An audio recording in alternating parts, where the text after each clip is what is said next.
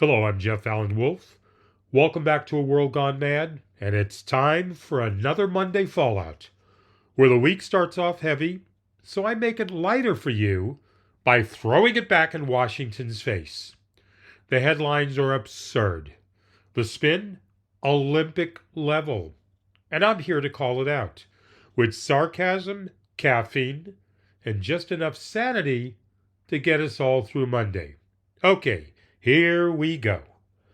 So here's where we start the week. President Donald Trump just lost his appeal in the E. Jean Carroll case.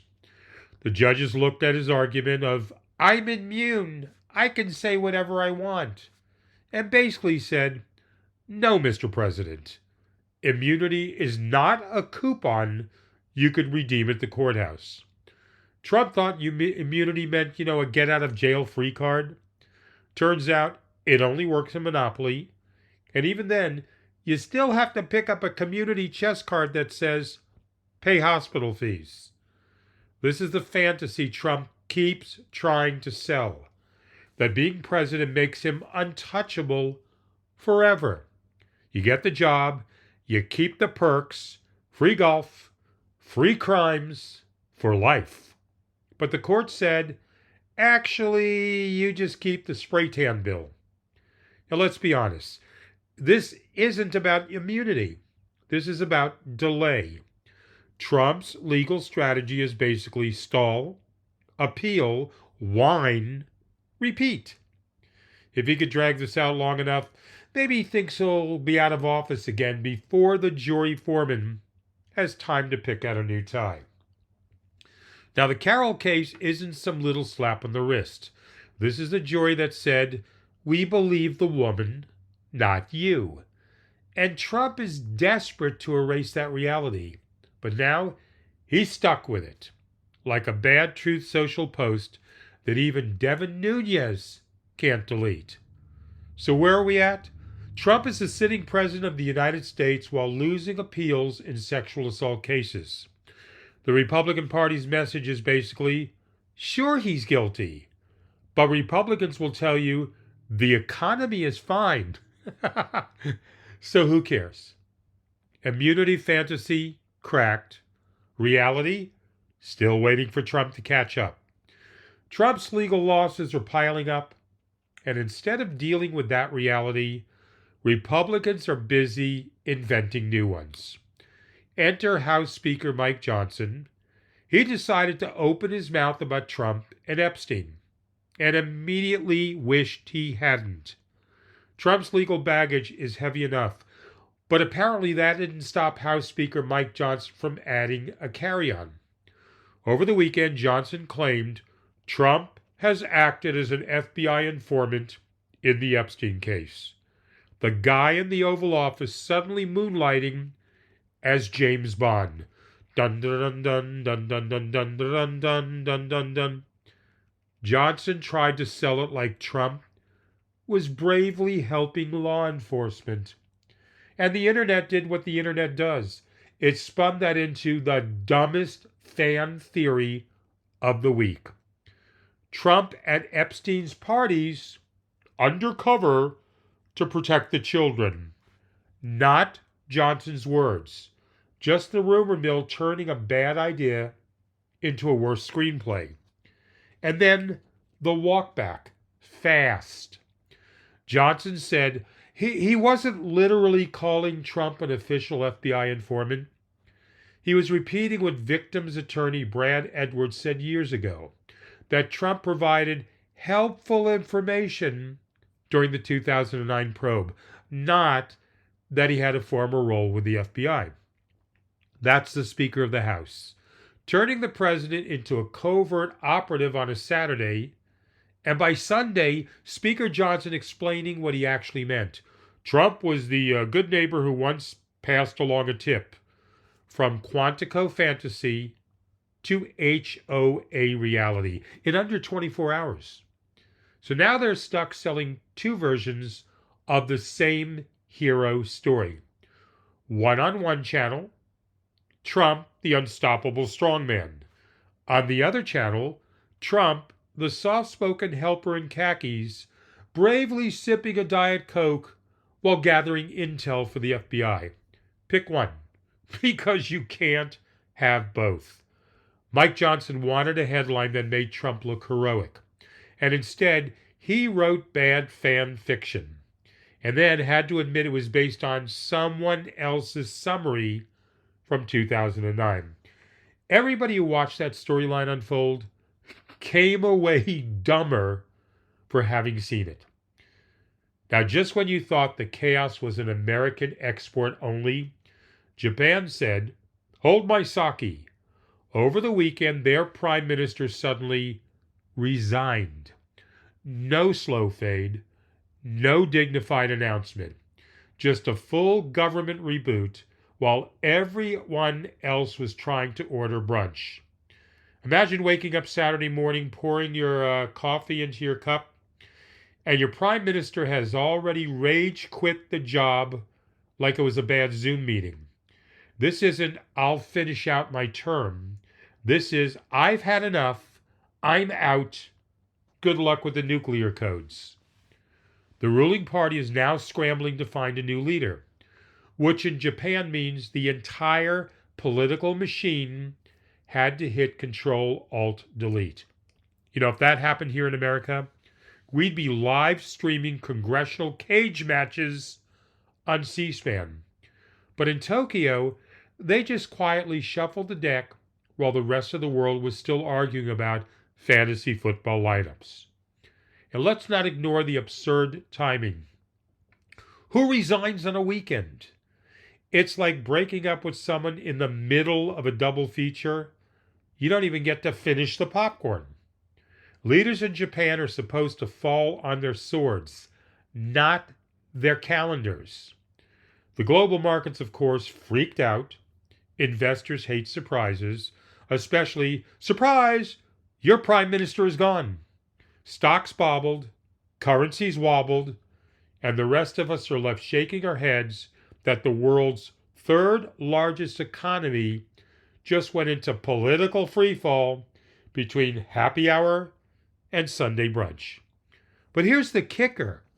Japan still looks more stable than Washington, D.C. Their leader quits, and the trains still run on time. If the same thing happened here, the Wi-Fi would crash, McDonald's would run out of ketchup packets, and Mike Johnson would declare Donald Trump the new emperor by Monday afternoon. So cheers to Japan.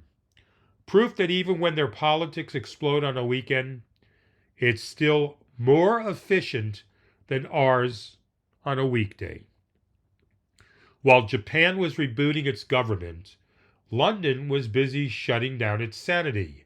The tube workers walked out. Not just a few conductors, but engineers, signalers, station staff. Basically, the entire underground said, "Nope, not today." And suddenly Londoners discovered what sidewalks are for. Picture this. The entire global city, forced into an unplanned marathon.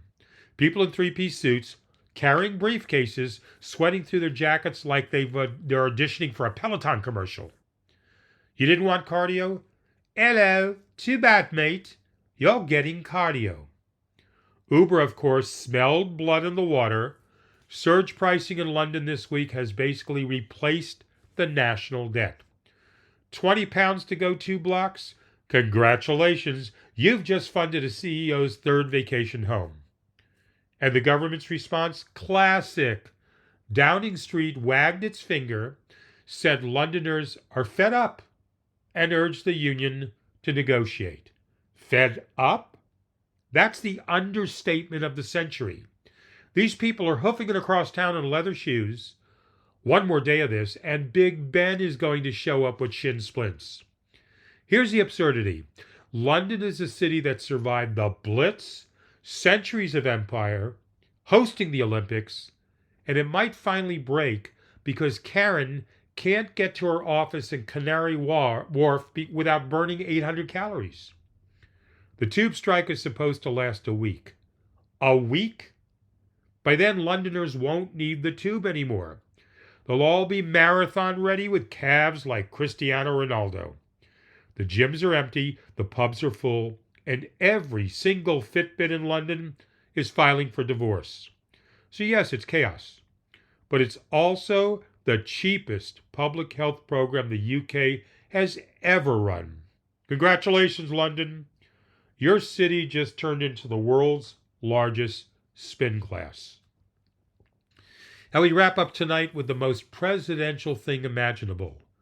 Two of Trump's top economic guys nearly slugging it out at a fancy Georgetown dinner. This wasn't a protest. This wasn't a policy fight. This was Treasury Secretary Scott Bessent threatening to punch Housing Finance Chief Bill Pulte in the face at a private MAGA club over cocktails. Because apparently nothing screams fiscal responsibility like shouting, "Let's take it outside," over the shrimp appetizer.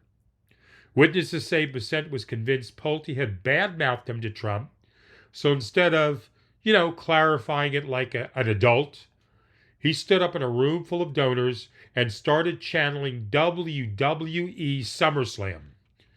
The co-owner of the club had to step in before it turned into the world's worst pay-per-view. One guy demanding the other get booted, or else it was going to be WrestleMania Tax Code Edition. And here's the absurdity.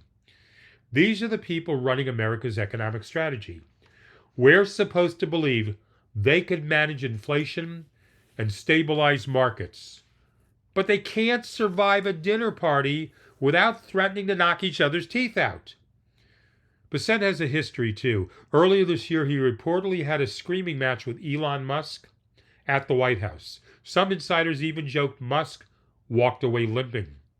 Bessent isn't running the Treasury like Alexander Hamilton. He's running it like Fight Club. So forget balanced budgets. Forget interest rates. The real question is, can the president's top economic brain trust make it through a 3-course meal without a bodyguard stepping in? Judging by last week, no. And that, ladies and gentlemen, is your America in 2025. Global markets in one hand, clenched fists in the other. Forget economic strategy. These guys are one Chardonnay away from a Waffle House parking lot brawl at 2 a.m. So that's your Monday fallout. And what a Monday it was. The president loses an appeal, still thinks immunity is a coupon. Mike Johnson turns Trump into the lost gospel according to MAGA. Japan's prime minister rage quits after an election hangover. London declares cardio is mandatory.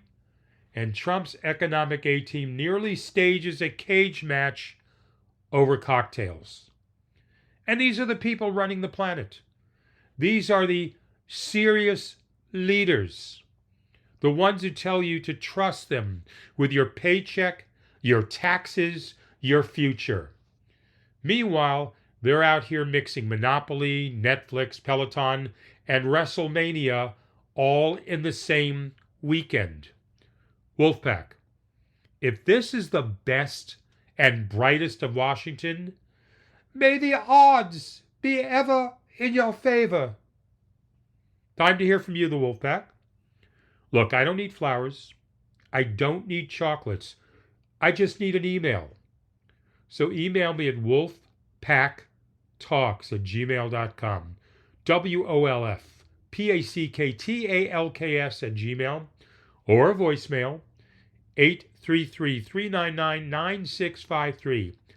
Please give me your feedback. Give me rants. Give me something I can use. Because right now my inbox is emptier than Congress on a Friday afternoon. You know what would be fantastic also? If any of you, the listeners, are outside the United States, I'd love to get an email from you. I'm literally, figuratively, not literally building a wall in my studio, pinning up emails printed out from different states. And right now I've only got a small slice of America covered on the wall and only one email from outside the country. So come on, Wolfpack. Let's get every state from the map up on my wall in every country that's listening to, please check in wolfpacktalks@gmail.com. This has been A World Gone Mad, Monday's Fallout Edition. I'm Jeff Allen Wolf. I'll be back Wednesday because someone has to say the shit that no one else will. And apparently, that job's mine. Until then, Wolfpack listeners, stay skeptical, stay focused, and most of all, stay hopeful.